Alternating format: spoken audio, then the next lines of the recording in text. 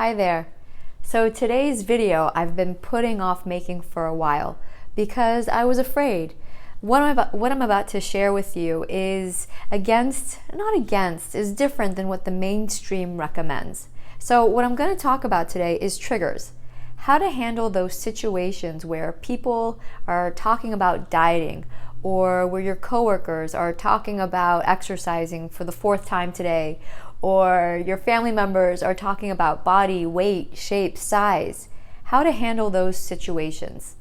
Hi, my name is Eve, and I love helping people make peace with food no matter what is going on in their lives in any situation. And today, what I want to talk about are those triggering situations where people are talking about food, exercise, or body weight, and so on.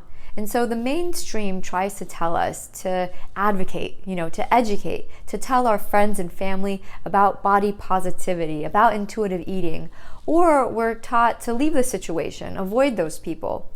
And although those are, both really good strategies, what I want to talk about goes a layer deeper. And, you don't really hear a lot of people talking about what I'm about to share with you.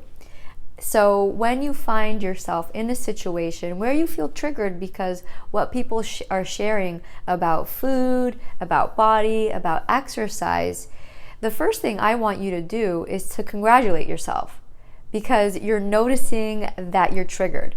Most of the people out there don't even realize that they're triggered in the first place. So anytime you realize you're triggered, I actually want you to acknowledge yourself for noticing that you're actually triggered. The second step is to ask yourself, is there a part of you that's buying into what these people are talking about? After all, if you didn't buy into dieting, or if you didn't buy into exercising for the fourth time today, or if you didn't buy into, judging weight or one of these things, chances are it wouldn't be triggering for you. And the fact that it is triggering you means that on some level, a part of you may still be buying into that old school mentality of diet talk, over exercising, judging bodies. So what I want you to do in this second step is to clarify how you might be still buying into what these people are talking about. So the third step is to see, where is their judgment? Judging yourself maybe for the way that you are eating. Judging yourself for maybe taking a day off of exercising, or are you judging yourself for your body shape or size? Chances are, if you're buying into what they're saying and that this is acting as a trigger, that you may be buying into their ideals on some level and that you're judging yourself. Which brings us to the fourth step, is to set the intention to release the judgment. That's right, to actually let go of those judgments. Research has shown us time and time again that judging yourself, even though it might feel like the right thing to do or that you're being productive, is actually counterproductive, not just for mental health, but also for physical health, as well as long-term healthy behaviors. So what I want you to do is to get into the practice of releasing the judgment once you realize you're doing that. With my clients, I go into this in great depth. This is actually part of the system I take my clients into on how to release judgment more systematically. But even if you're watching this, you could still practice and make the intention to release the judgments that you might be holding on to.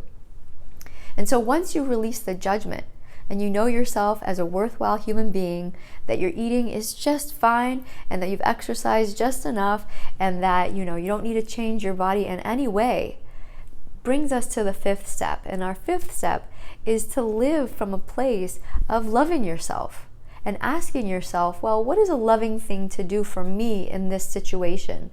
Is it to evaluate my eating again? Is it to evaluate my exercise, or, to look at my body? I mean, I don't know the answer, but the thing is, you're coming from a place of love other than a place of judgment. And you're using this opportunity, you're using this trigger as an opportunity to heal even further, to go even deeper in your healing in this food journey.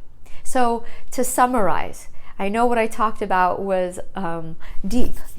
People who know me know I like to go deep and heal things once and for all, so this eating thing doesn't have to haunt you anymore. So to take you through those steps one more time, when you notice that you're triggered by people talking about dieting, people talking about exercising, or people talking about bodies or weight and so on, something that I want you to do when you notice that you're triggered is to acknowledge yourself for realizing that you're triggered. Again, most people don't even know that they're triggered, and automatically they react. They get defensive or they buy into those beliefs. So if you realize you're being triggered, that's definitely a step in the right direction, so bravo. The next step you want to ask yourself is, how am I buying into what they're talking about? Is there a part of me that's feeling guilty for the way that I'm eating or exercising or for my body? Or is there a part of me that feels shame here? Because again, if people are talking and it has nothing to do with you, if somebody is criticizing you for your rainbow colored hair, chances are it won't bother you because you probably don't have rainbow colored hair. However, when people are talking about something that you're not yet complete with, that's when it could still act as a trigger. So I want you to get clear that there's a part of you that might still be buying into the diet mentality, or buying into this over-exercising culture, or that might be buying into, body shaming. So I want you to check that. And the third step is to see how you might be judging yourself. What is the judgment there? Do you have judgments about the way that you're eating? Are you judging the way that you're moving your body? Are you judging, what your body looks like? Which brings us to the fourth step, is to release those judgments, to let them go. Judging never serves anybody, even though I understand it might feel like it does. But getting into the practice of setting the intention to release those judgments. Which brings us to the final step. The fifth step is, from this place of loving yourself and being self-honoring, from there, what would you like to do? What behavior, what choice is the most supportive for you? So I hope that this was helpful. I hope this shed some light on a very complicated topic, that even though I think advocacy, educating other people about this is how you should be eating, or this is how you should feel about your body, is sometimes great and sometimes very helpful, and I love that. Trust me, I'm in that world. And sometimes there's a layer deeper. Sometimes you could find out and do some learning and growing about yourself. So I hope you found this video helpful. If you did, I invite you to subscribe to my videos. I send one out about every week about some aspect of body image, eating, or something like that. You could click subscribe. If you want more tools, you could go to my website and you could download my free ebook. It's called Stop Overeating Now, and it goes over the 10 reasons why people tend to overeat, and I go through lessons on how to navigate that with more wisdom and ease. And if you really want more, if this video really resonated with you and you want to talk with me privately, right now I'm offering my food freedom coaching call as a complimentary gift from me. So if you haven't had this call with me in the past year, I invite you.